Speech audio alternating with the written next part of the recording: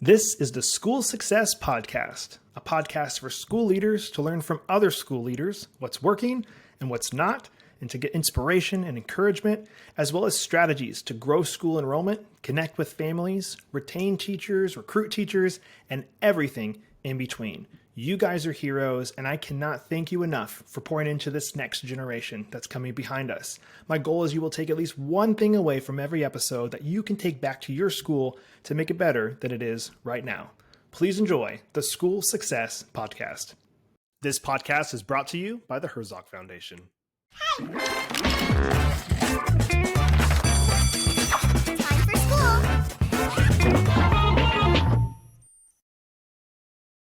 Hey, School Success Makers. Welcome to another edition of the School Success Podcast. I'm your host, Mitchell Slater, joined by a new friend out of the great state of Texas, David Howe, who has a big background in education. He's not actually currently at a school. He can dive into that in a little bit, but he served in K-8, mostly in higher ed, but he was all about student success at a couple Christian universities, as well as a classical Christian school as well. So he is very well versed in this, and we're going to dive into something that we really specifically have not dove into, I guess specifically, I know I just said that in a podcast before, and this one's going to be fun because he's a fun dude. So this is going to be a very fun conversation back and forth, talking about all student success and a couple other things that we have planned as well. So you guys are in for a treat. But before we jump into all of that, I always pass it off to the guests to introduce themselves. So David, welcome to the podcast today, sir. Mitchell, thanks so much. This is so much fun. I've been looking forward to this. My name is David. Most important things you need to know about me. I've been following Jesus since about high school, and that was really solidified during my college years at Baylor University and then later on at Boston College Law School. I've been married for 15 years and have 3 wonderful children. And, educationally, like you said, I found myself in the student success space. I didn't even know what that was at some point.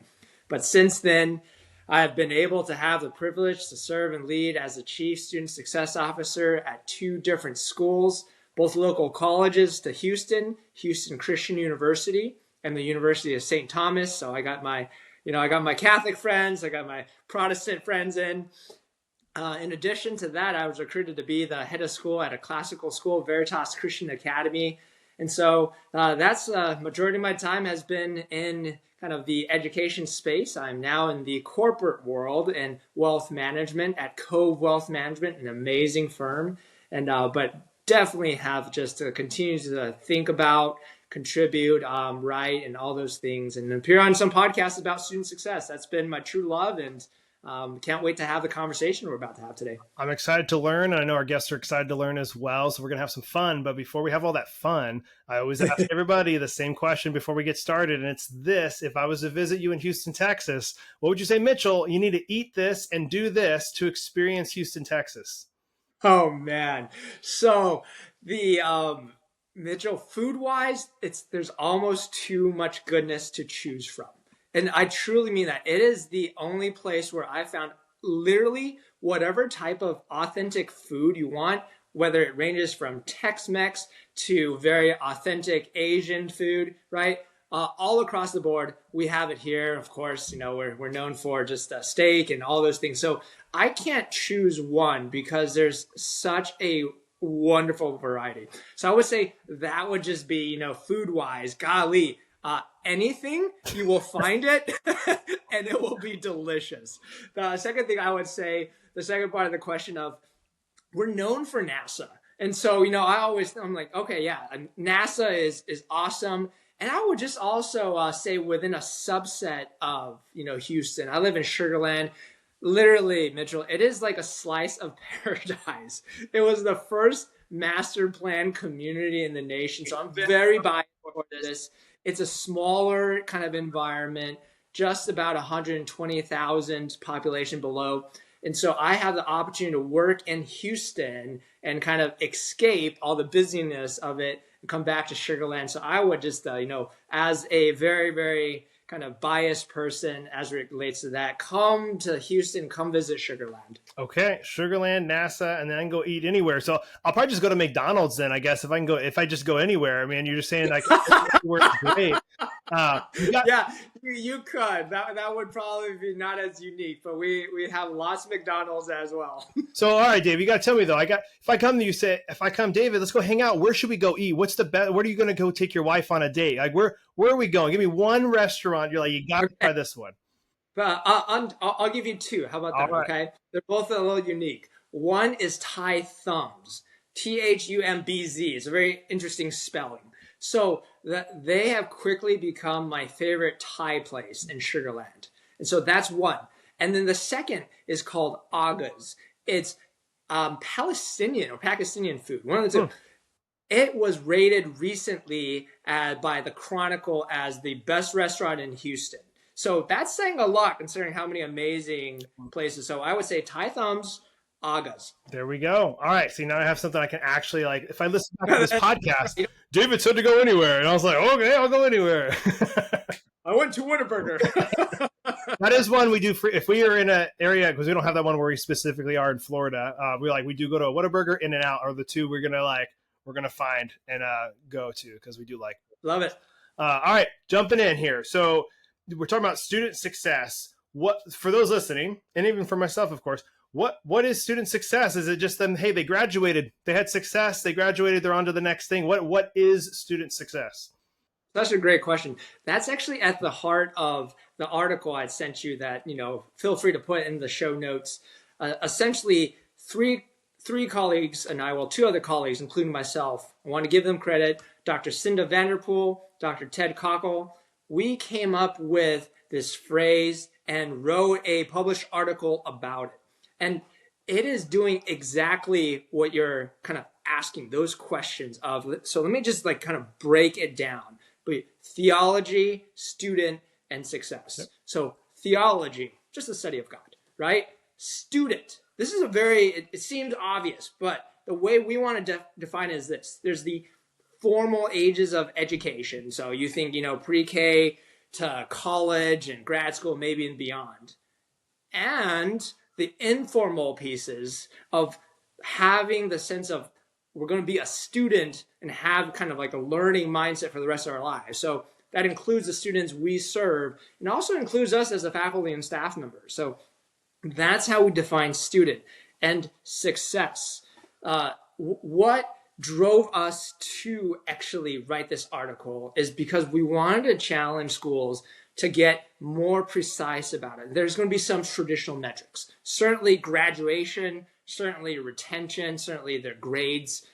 Outside of that, though, what does it mean theologically? Because most schools that you probably work with and I'm familiar with, these Christian schools, they have two pillars, right? Academic excellence and spiritual formation or some version of that. It's like fantastic. On the faith piece, this is where I think we have an opportunity to go deeper because there's the saying that you've probably heard, whatever you measure, that's what you end up like, right? That's what gets up being brought up for the kind of, an elevated, and that's what you really achieve. So what we want is places to go through when you talk about kind of your spiritual formation.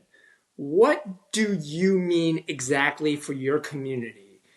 And how are you measuring that in such a way that isn't just a checklist, but is really authentic to the context that you're in? And so an example of that may be, some schools are really big about service because what it does for us in shaping our hearts, our minds, right, and our hands. So service could be part of that. What does it look like then for as part of that to connect that to your faith?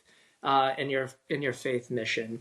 And so really that's what we're looking for. When we talk about biblical formation, that's or biblical literacy is kind of a common one for a lot of these Christian schools. How are you going to determine that? And how will people kind of know what you're aiming for? So we're looking for those pieces, this exercise of discussing this, defining this, and then delivering on it. It really helps schools figure out exactly what they mean, because I think they'll find some surprises that it's like, oh, golly, what my definition was might have been different than some other kind of constituents and stakeholders. So how do you work through getting a common enough definition, getting specific enough on these pieces and then delivering on some of those promises. Is this based on each student? You grade them on this, or the school as a whole is graded on this? I think it really starts with the faculty and staff. And then and then students, right? Because everyone wants to begin with the students, and it kind of does, right? So it is about the student outcomes, but I think inevitably what you're going to have to be able to really figure out and how you can actually deliver on these is like, do you have the right type of alignment and agreements and commitments with your faculty and staff? And that's actually the beginning place, because with that, of course, that's going to trickle down in the right ways to your students. So it's the both and, but I actually think it must start internally with those who are actually teaching and equipping our students. So if a school's listening, they're like, okay, I'm liking the sound of this. What's maybe an action step? Give me is there a simple breakdown? Here's the 3 things do. Open an Excel spreadsheet, interview the teachers, ask them these questions. Like, what does that look like for them to actually start down this path? I love it. So here's the deliverable. If you can get to this point, you've really made great strides in succeeding in this. It is a 1-pager that has your equivalent of a culture code. And underneath some of those things, likely the values, the virtues of a school they adopt, what you want under so I like 3s, right? Let's say you have 3 main values that your school already has, maybe they're already published, and now you're going to go under those parameters. You're going after the habits. So for each one of these 3, what habit do you have defined in a sentence or 2 of something that you can keep, it has to be a living document that you keep on visiting over and over again. That's why it's a culture code. If you can get to that deliverable, that is going to be success. So that's really the end goal. And then you begin there by simply discussing and saying, look, we want a culture code that we give to everyone. We give to our students, we give to our parents, we give to our prospective families, we give to faculty and staff, to our board, that says, here are the key things of what we are about. And if you can get to that end point, that in and of itself will mean that you've had the conversations, you've gotten the buy-in, you've actually written and presented and printed something, and then you help remind people and keep them accountable to it. Hey, school success makers, Mitchell here. I just want to take a really quick break from the show to give a big, huge shout out to the Herzog Foundation. I absolutely love the Herzog Foundation. I've been friends and partners with them for a couple years now, but we're bringing it to a whole new level. And I'm excited to share that our very own School Success podcast is now featured on the Herzog Foundation Podcast Network. The Herzog Foundation is a powerhouse of resources designed to support schools like yours, from free training events through the Herzog Foundation Institute to their incredible online news publication, The Lion, and of course, our new podcast, Home. They have everything you need to stay informed and inspired. And if you're dreaming of starting your own Christian school or co-op, don't miss their online course, Schoolbox. It's a fantastic resource to help you get started on the right foot. At School Success, we're proud to partner with the Herzog Foundation to bring you these valuable tools and insights. So visit herzogfoundation.com to explore all they have to offer. Trust me, you won't want to miss out on these amazing opportunities for growth and success. And I love all the people over there, and I know you guys will too. So please go check them out, and you won't be disappointed. Now, back to the show. It's something we're talking like when we get to, let's say we start with the staff. So head of school's listening. They're like, okay, I want to do this with my staff. Let's go for simple numbers. Well, they have 10 staff, smaller school, 10 staff. Is it one meeting with each person individually and you can do this? Or is it once a month over a year and you're going to compile this? Like, what does the makeup of that look like? Yeah, I love committee work if they have the right charge. So this is the right charge, right? So I think it begins with the head of school making sure there is, some, just depending on the relationship you have with your board. Sometimes there's notifications, sometimes it's like actually buy-in. Just depends how much your board chair is involved and desires to be involved. So you at least need some type of alignment. And then I think you create a committee with a charge. Here's the key. You want to have some representation from your leadership team, but if you really want it to come to life, you really want to make sure it goes beyond that. So a small group of faculty and staff, maybe even get, kind of on the side, some parent voices who have been with the community. And this group is charged with this exercise of a deliverable before too long, I would say, right? These things can take much longer. They take as long as you ask them to take, essentially. So I would say within a few months to have a few meetings and come up with a draft. And if you have a representative enough group that can speak into it, they can do a few things. They can survey the greater, broader good, like, hey, we're thinking about this, so that people get a chance to speak into it a little bit. Or they can have a few, just like kind of conversations via coffee, informally, but this committee is the one charged with drafting this, giving a draft, of kind of the first draft to senior leadership, and then senior leadership gets to speak into it, make some modifications, and then that's how I think you can say trying to keep it nimble so it doesn't, I'd like to see a deliverable ideally within, the certainly 6 months, but within a year to have from beginning to finish something's like, we are ready to deliver this one pager we just talked about. Okay. I know there's pros and cons to AI, and I know it's growing really, really quickly. Obviously, everybody knows about it, but has that helped this process? Can you use it to Yes. speed things up and to make it like tangible and something you can actually use quicker and better? I think so. And here's where I would think I would spend my time, Mitchell. I would prompt it and ask it some questions about process. So less of the drafting, because this is an instance where if we farm it out, it just becomes too easy. There won't be the hard work of actually slogging through it and actually thinking and writing. So on that end, I would say don't have AI write it. Where I would use AI is to think about who are the key stakeholders, how do we roll this out in such a way that the community feels like it's theirs versus something that's like, oh, what's this new thing that the leadership team has come up with? I don't know, right? Like we didn't ask for this. So to avoid that, I think, think about some like, hey, I'm trying to do this. I'm thinking of this. Tell me my thinking about the composition of this committee. Can you give me some suggestions? What about timeline? So whatever you have in your head, think of it as like a pretty impartial consultant that can give you feedback and helping you with the process. But the drafting itself, I would say literally get a group together and just have a person write some notes and actually start not from scratch, but do the hard work of actually physically doing it. And then if AI wants to, if you want to polish some language, I think it's great for the editing piece, but making sure you don't essentially farm out the hard work. But I want to do that. I want to do the Don't we all? So break it down for me a little bit at Veritas and even at the colleges.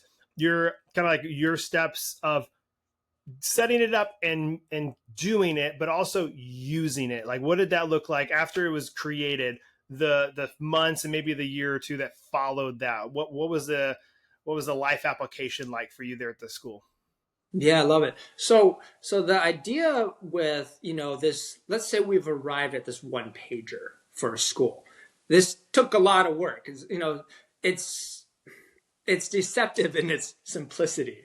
And the one page is very difficult because it forces you to kind of take the things that are very important and drill down to the most important pieces. So here's how you make it come to life. You make it come to life by, on a very frequent basis. Say it's like I'd hope at least a kind of a quarterly basis.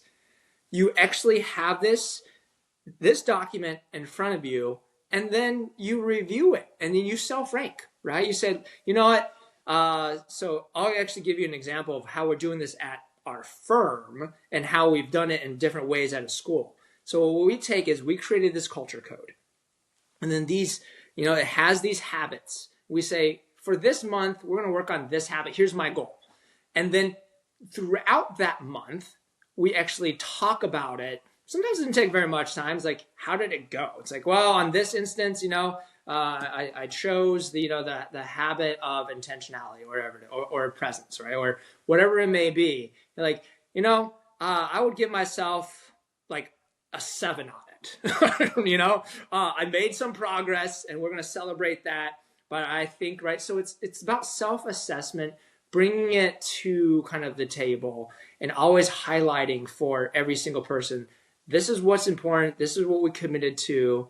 Let's have an honest discussion of where we are. And then I would say force quantified versus like, oh, I'm doing well. I'm like, what does well mean? Someone's well might be like a 5 out of 10. Someone else is like, well only means like 10 out of 10.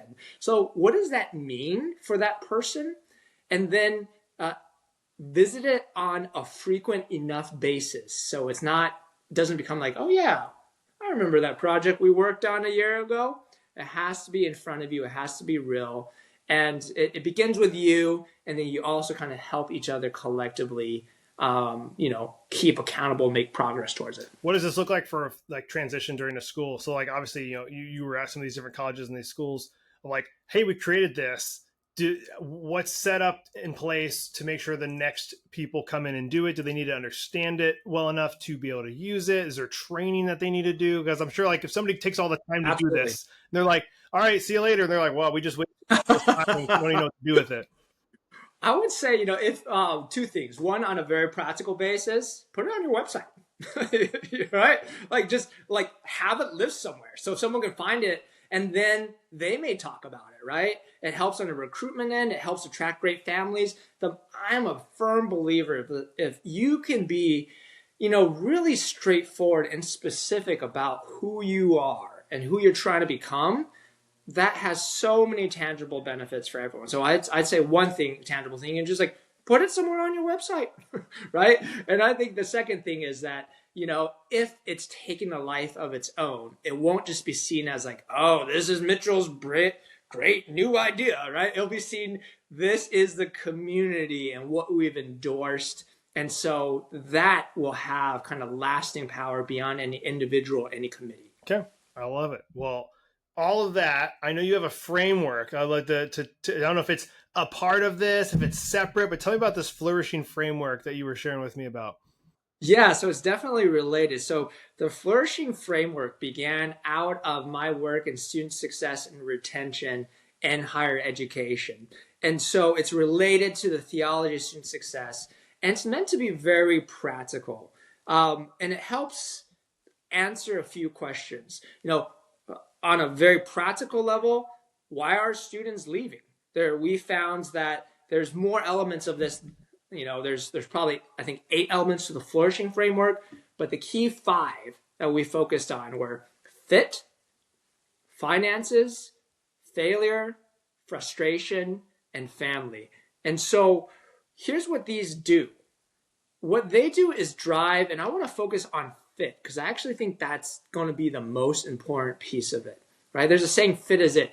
It's a sense of belonging. This is a human need that we've had ever since we were born as humans, all the way until we die, right? We have this need to feel like we're belonging and feel like we're connected to something and people and a place. And so that is the biggest predictor. If there's some surveys that predict student success and outcomes at the college level and beyond, and really it drills down to this one most important question. How you answer this question, I feel like I belong at blank. If you can answer that question in the affirmative and well, all of the research says your chances of retaining, even if you have immense other challenges, right, will be overcome. You're going to be fine.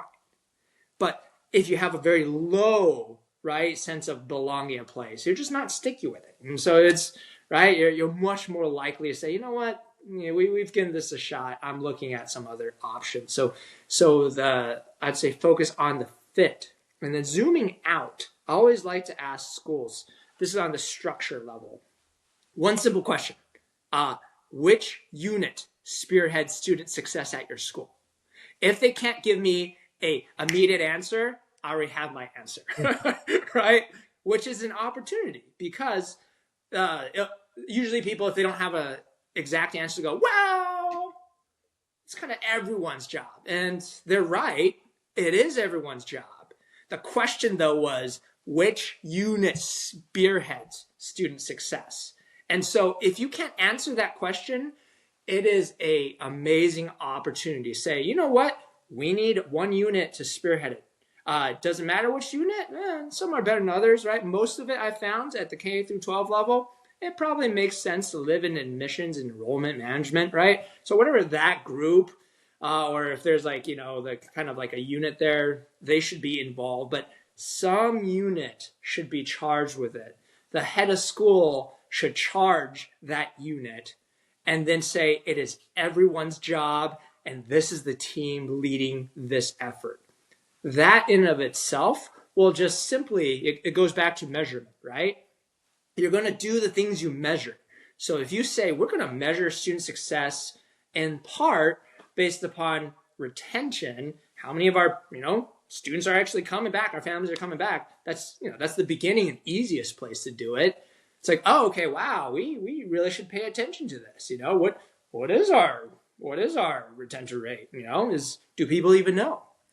And once they set a bench line, kind of a benchmark, how can they build upon that by utilizing things like the framework, the flourishing framework that gives people common language? Because there's so many factors that go into it. This is meant as a time saver, saying, you know what? There's a lot of factors. We're going to focus on these 5. Here's what they are. With the fit one, I'm going to dive into that one for a second.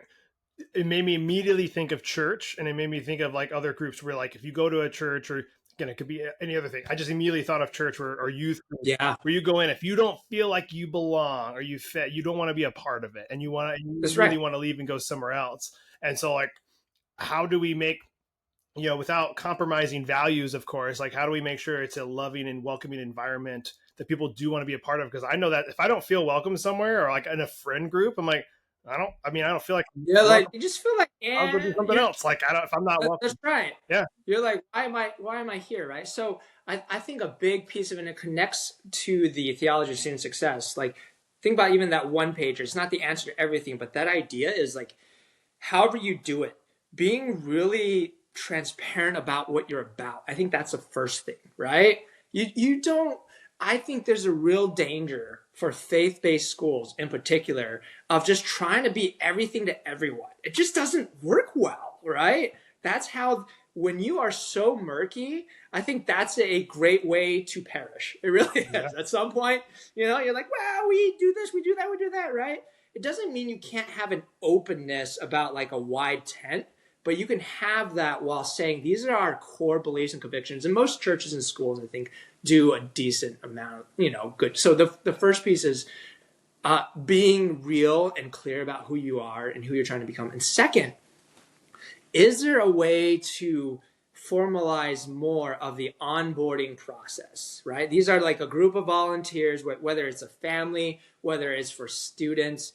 All you need, think of it from like, or it could be even from like an employee, right, perspective. You're new, and how many times do we say, welcome, here's all these new things. Hey, here's a few families, good luck, right? And then we just kind of throw them in. What we really need is, I would just say, for a small period of time, it doesn't take that much effort, but it does take intentionality. An assigned group to say, this is going to be your go-to person. And they're going to help you, especially with these transition pieces. And if you have any questions, right, like, how do you build in the equivalent of a peer mentor? So for a family, it's like a mentor family almost type of thing, right? Like formally beyond whatever support the school offers. And for the kid, for your students, same thing. So having someone in that group and say like, hi, this is Ashley, or this is John, they're from blah, blah, blah. They can help with that social transition. Because as you know, right, that's the fear of like every student. The biggest fear is like, I'm afraid I won't make any friends. It's like, well, let's make it easier for them. Let's certainly get them into our ecosystem. and let's have someone who's already socially connected, or a few people, be the connectors for these students who just may not have that social capital or may not have that sense of comfort. And right, like theirs is just simply like an exposure, like, hey, like, hey, come sit with us, right? This is my friend Tim, oh, Tim, you have this in common with David, right? Those little small onboarding intentional pieces, they make all of the difference. Otherwise, it's easy, whether it's a church or a school, you've gone through a whole like entire year or two. You're like, yeah, I kind of know some people, but I don't feel really connected. And that's just a miss. And we should be intentional about getting that piece right. Hey, I just want to take a really quick break from the podcast to highlight one of our amazing partners and sponsors, ClassReach. If you're a new school administrator or founder and are struggling to keep up with all the hassles of planting a new school, like collecting tuition, communicating with parents, or handling student data, then you need ClassReach. ClassReach is the all-in-one software that helps with everything from admissions and tuition to classroom management and parent communications. Sign up for a free consultation with one of their school specialists and see how ClassReach can help your school grow today. You guys can check them out online, classreach.com. They are a kingdom-minded company, and I love their leadership team there. I've become friends with a lot of them. They truly are a great company. I support them, and I love them, and you guys will love them too. Check them out at classreach.com. Now, back to the show. That's so huge. I want to capitalize on a couple of these things. I'm thinking about, again, I kept coming back to church and stuff because I was homeschooled my whole life, so I don't have like the school aspect here. But I remember even in my adult life, visiting a church for the first time with my wife, being super like on edge, even though I was raised in church my entire life, and visiting a church, not knowing literally anybody, I was like, okay, do we sit down now? Okay, who do we shake hands with people? And like, it was kind of awkward. And I remember we visited this church in Virginia. And we didn't live in Virginia. We were just up there, and I was like, oh, let's go to visit a church that my friend used to pastor at.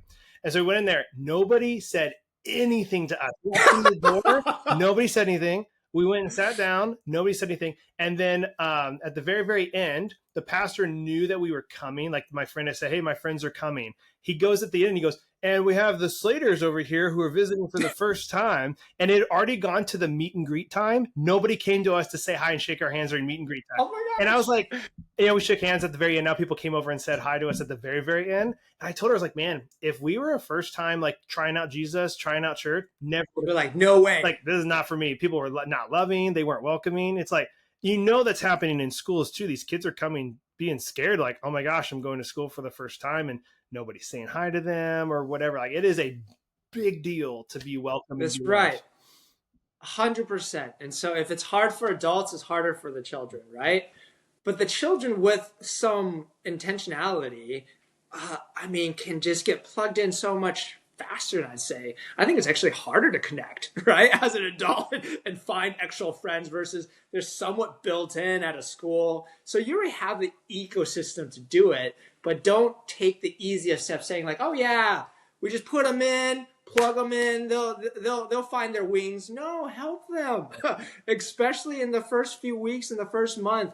Those times are critical, and assign them a person or two that will just like have a lookout for them, right? Like, hey, like simple little things of saying, like, imagine that your example, Mitchell, you just had a person said, oh yeah, hi, you guys knew?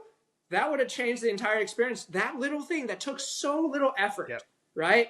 Might have been the difference of feeling welcomed and being like, wow, that was kind of cringe. Same with, I'll go a step further, even for like, we're switching totally gears here when we're talking about schools, is restaurants. I will go to a restaurant if the customer service is awesome and I feel loved and appreciated there, but the food was just okay or good, I'll go back. If I was like, man, I love the people over there, but if they're horrible and the food's good, I'm good. I'll just go to Chick-fil-A because I know it's gonna be consistent and I'll go there instead. That's right. The way we feel is huge. And I don't want to like, I know I want to be respectful of your time, so I want to make sure I don't cut you off too early. Is there anything you wanted to mention else with the 5 flourishing things before I ask you a final question I have for you today? Anything else you want to add?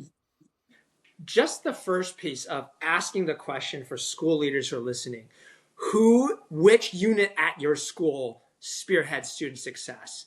Because if you can't answer that question, and for most people, it'd be like, I don't know, right? That's okay to start. Don't stop there. make sure this, like, whatever strategic plan you have, this needs to be part of it, informally or formally, right? If you can get this right, there's going to be so many other things that you'll be able to get right. But this must be the critical piece of it. Make some commitments. It does not have to be perfect.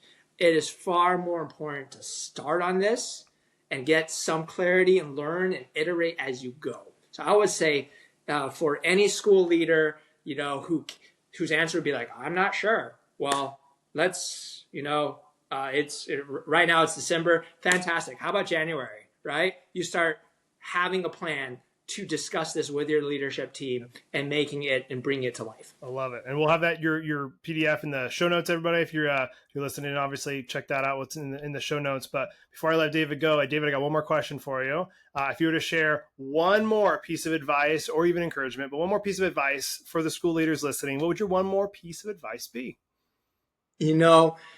Man, having sat in that seat first, man, it's tough, right? So I think about one thing. One thing, I forget exactly where it's from the Bible, but it basically says, do not be weary of doing good. So you're doing good work, right? And you probably feel very tired.